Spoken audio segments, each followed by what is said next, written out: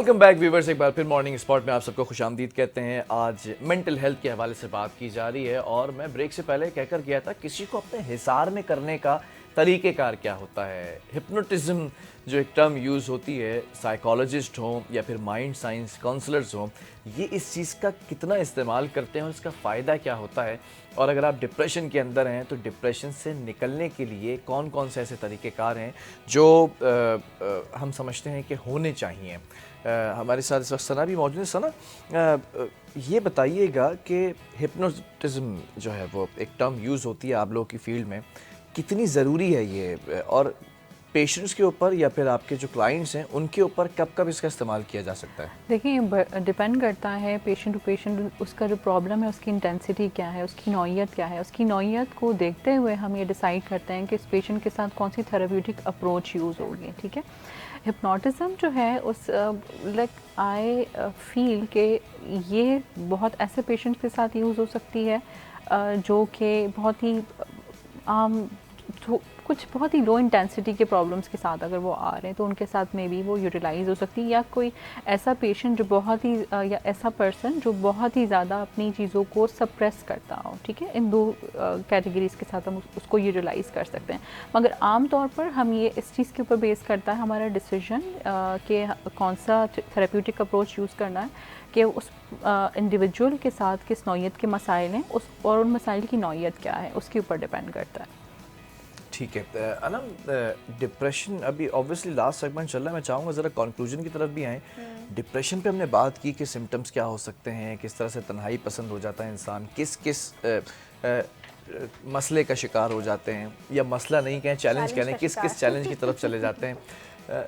निकलने का आसान तरीका क्या है? जो इस वक्त लोग आपको देख रहे हैं, सुन रहे हैं, हो सकता है वो आखिरी इन लम्हात के अंदर जो प्रोग्राम का टाइम भी ख़त्म हो रहा है, इस होप में बैठे हों कि आया ये दोनों लोग वो तरीका बता के चले जाएं कि मैं एटलीस्ट अपने आप को ट्रैक पे ला सकूं। अच्छा देखिए, मैं थोड़ी सी सना की बात को कंप्लीट कर दूं, उसके बाद करूंगी, क्योंकि लोगों तक कोई भी चीज़ जो है ना वो आधी अधूरी ना जाए। ठीक है, हिप्नोसिस हो, सिल्वा हो या कोई और थेरेपी हो, ये सारी की सारी कोई कंप्लीट ट्रीटमेंट नहीं है, ये टूल्स हैं।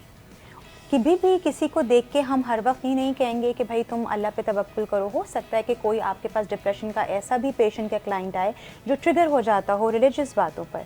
ये ड्यूटी काउंसलर, बिहेवियरल थेरेपिस्ट की है, आपके डॉक्टर की या आपके प्रैक्टिशनर की है, आपके साइकोलॉजिस्ट की है, कि वो पर्सन टू पर्सन देख के पहले तो आपको ट्रीट करेगा। ये लोगों को वाजे करना बहुत ज़रूरी है। ठीक है, तो ये इस परेशानी में और इस उलझावे में ना पड़िएगा कि शायद हिप्नोसिस से ही मेरा ट्रीटमेंट होगा, शायद अल्लाह तब। ये हम एक जनरलाइज फॉर्म में बात कर रहे हैं। पहली बात तो ये आपके काउंसलर पे, आपके थेरेपिस्ट पे डिपेंड करता है कि वो आपकी नौइयत को आपसे गुफ्तगू करके आपके असेसमेंट के बाद आपको वैसे लेके चलेगा। ठीक है ना, हर एक की मुख्तलिफ तरीक़ाकार होता है, तो ये भी थोड़ा क्लैरिटी करना ज़रूरी है, क्योंकि अधूरी बात करते हैं लोग, समझते हैं शायद हिप्नोसिस करेंगे, ऐसा नहीं है। ये छोटा सा बिल्कुल खूबसूरत सा टूल है। और क्योंकि मेरा डोमेन हिप्नोसिस है तो मैं कहूँगी कि देखिए, मैं इसको मुख्तलिफ अंदाज में लेती हूँ। अगर मुझे ये शऊर हो जाए और मैं इतनी माइंडफुल हो जाऊँ कि अगर एक काम या एक बात खूबसूरती से की जा सकती है तो मुझे उसमें चीखने की, लड़ने की, खुद को और दूसरों को परेशान करने की क्या ज़रूरत है। ये भी हिप्नोसिस है। हम इस टर्म से निकलें। NLP which is neuro linguistic programming, उसके अंदर ये एक बहुत मेन चीज़ पर हम फोकस करते हैं कि मेरी और आपकी जितनी भी न्यूरोलॉजिकल डिसऑर्डर्स होते हैं उसमें अगर हम किसी के साथ बैठकर आप ये कहते हैं कि अनम मैं एक तकलीफ़ में हूँ तो मैं इससे कैसे निकलूँ, तो अगर मैं उसको एक सख्ती के लेवल में ये कहूँगी कि नहीं आपको तो ट्रीटमेंट की ज़रूरत पड़ेगी, आप तो ये करेंगे, तो हो सकता है कि उसके लिए ये जुमला ही काफ़ी हो, वो तो बिल्कुल ना जाए। तो ऐसे में पहला काम, घर वालों की ज़िम्मेदारी क्या बनती है और उस शख्स की अपनी क्या ज़िम्मेदारी बनती है। एक चीज़ बिल्कुल जाते हुए आपको मुख्तसर अंदाज में कहना चाहूँगी कि ट्रीटमेंट से घबराएं ना। जैसे हमारे पेट में दर्द होता है, हमारी टांग में दर्द होता है, हमारे दिल में दर्द होता है, हमारे सर में दर्द होता है, हर एक दर्दों के लिए हमारे पास डॉक्टर मौजूद हैं, मौलिज मौजूद हैं। इसी तरह अगर हमारे दिल में दर्द होता है, हम दुखी हैं, हमें रोना आ रहा है, हमारे कोई जहनी तकलीफ़ है, तो उसके लिए भी हमारे पास मौलिज मौजूद है, और उसको आम करें और जाके एक दफ़ा तजुर्बा कर कर आएँ। मैं ये बात कहूँगी कि ज़रा देखें कि अगर मुझे गुस्सा बहुत ज़्यादा आ रहा है, या मैं बहुत चिड़चिड़ी हो रही हूँ, या मेरी नींद का पैटर्न ख़राब हो रहा है, तो उसके लिए वेट करने की ज़रूरत नहीं है। अगर आपको कुछ भी समझ नहीं आ रहा तो आप सिर्फ अपने करीबी अस्पताल के किसी भी जाकर रिसेप्शन पे पूछें कि कोई क्लिनिकल साइकोलॉजिस्ट इस वक्त मौजूद हैं, मुझे उनसे अपॉइंटमेंट दिलवा दें। The best you can do is, कोई ज़रूरी नहीं कि आप फ़ौरन साइकियाट्रिस्ट तक जाएं, सबसे आसान हल मैं आपको बता रही हूँ कि आप अपने करीबी इलाके के, अगर आपको लग रहा है आपके अम्मी अब्बू भाई बहन शौहर बीवी बच्चा एनीवन, प्लीज़ अपने करीबी अस्पताल जाइए, वहाँ से एक अपॉइंटमेंट लीजिए और ख़ुद उस चीज़ से तजुर्बा कीजिए।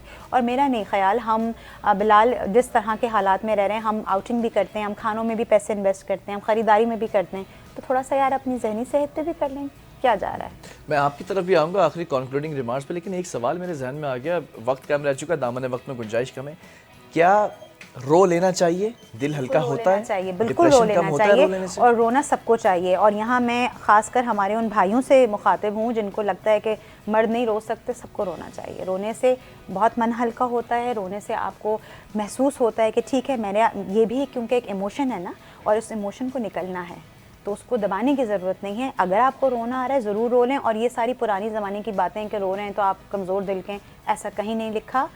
दिल हल्का हो आप जाता बिल्कुल है, दिल हल्का हो सकता है, आपको बिल्कुल रोना चाहिए। वेरी नाइस, बड़ी अच्छी आपने एडवाइस की। आपसे भी सना मैं जानना चाहूँगा, डिप्रेशन के जो इस वक्त लोग, चैलेंजिंग लोग इस वक्त बैठे हुए हैं, उनके लिए क्या आखिरी आपके रिमार्क्स हैं? जो इस वक्त एक आस लगाए बैठे हैं कि सना क्लिनिकल साइकोलॉजिस्ट हैं, वो कोई ऐसी बात कर दें कि शायद उनको दिली तौर पर इत्मीनान फील होने लगे, जो इस वक्त व्यूवर्स आपको देख रहे हैं।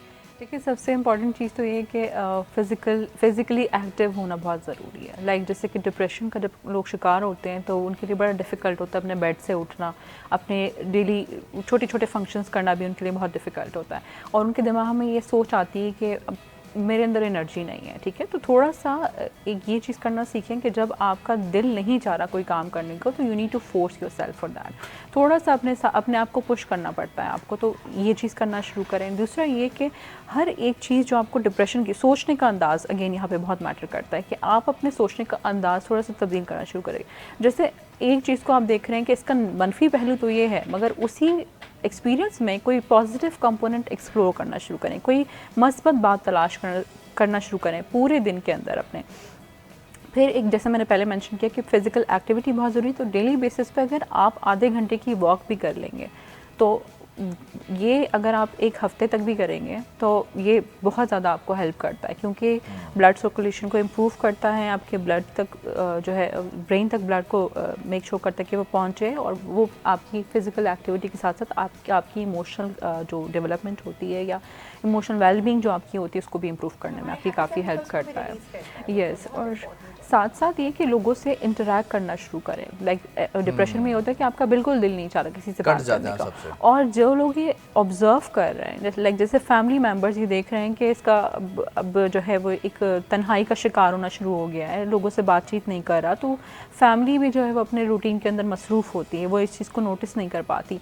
तो ऑब्ज़र्व करना शुरू करें, नोटिस करना शुरू करें और कनेक्ट करने की कोशिश करें लोगों से, क्योंकि सम टाइम लोगों के लिए एक सिर्फ ये पॉइंट कि कनेक्ट कर रहा है कोई आपसे, ये रिफ्लेक्ट करता है कि यू केयर फॉर देम, तो वो एक बहुत स्ट्रॉन्ग मैसेज देता है कि आपकी किसी की ज़िंदगी में एक बहुत इंपॉर्टेंस है, एक वैल्यू है, ठीक है। तो ये क्विक फिक्सेस हो सकते हैं फॉर कि आप डिप्रेशन से बाहर किस तरह से निकल सकते हैं, मगर साथ साथ अगर वो एक आउट ऑफ प्रोपोर्शन है, वो जो इंटेंसिटी सिम्टम्स की वो बहुत ज़्यादा है, तो उसमें ऑब्वियसली यू नीड मेडिकेशंस भी चाहिए, आपको साइकेट्रिस्ट से कंसल्टेशन करने की भी ज़रूरत है, और साथ साथ आपको एक क्लिनिकल साइकोलॉजिस्ट से प्रॉपर जो सेशंस हैं, थेरेपी के सेशंस हैं, वो भी आपको लेने की ज़रूरत है। बहुत शुक्रिया आप दोनों का, बहुत अच्छा एक इंटरएक्टिव जो है वो सेगमेंट रहा हमारा, और इंटरेक्शन होना ज़रूरी है। तो मुझे लगता है कि मैं आप लोगों को बार बार दावत देता रहूँगा, क्योंकि मैं भी बड़ा फील कर रहा हूँ कि एक एनर्जी लेवल जो है वो ऊपर जा चुका है और मोटिवेशन